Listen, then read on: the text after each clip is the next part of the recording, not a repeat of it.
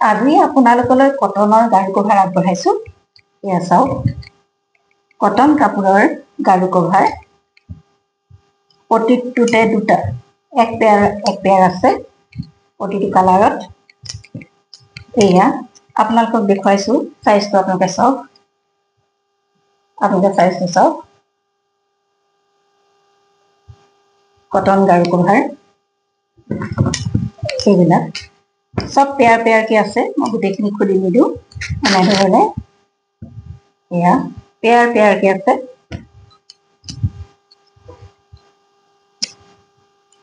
এইবিলাক প্ৰতিটোতে দুই পিচ কৰি সোমাই আছে।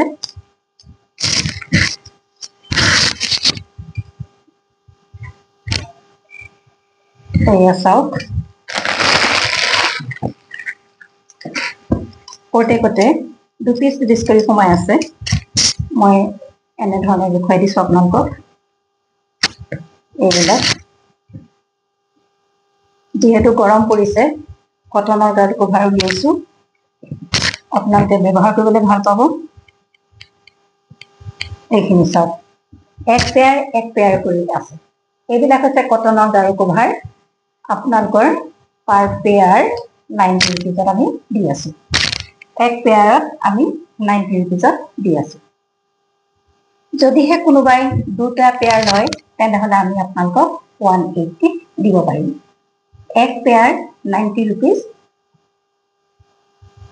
এক পেয়াৰ হলে 90 ৰুপিজ, আৰু দুই পেয়াৰ হলে আমি 160 টকাত আপোনালোকক দিব পাৰিম।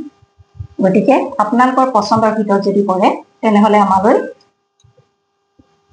কন্টেক্ট কৰিব পাৰে হোৱাটছআপ নাম্বাৰত। হোৱাটছআপ নাম্বাৰটো ডেছক্ৰিপশ্যন বক্সত দিয়া আছে।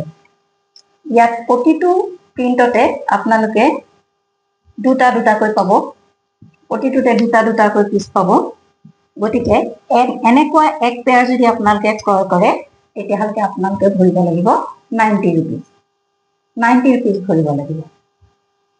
কিন্তু আমি আপোনালোকে 4টা ললে আমি অলপ কমাই দিম আপোনালোকক। গতিকে আপোনালোকৰ যদি পচন্দৰ ভিতৰত পৰিছে, তেনেহলে আমাৰ হোৱাটছআপ নম্বৰটো আপোনালোকে কণ্টেক্ট কৰিব পাৰে। কটনৰ গাৰু কভাৰ ব্যৱহাৰ কৰিবৰ কাৰণে যথেষ্ট সুবিধাজনক হ'ব।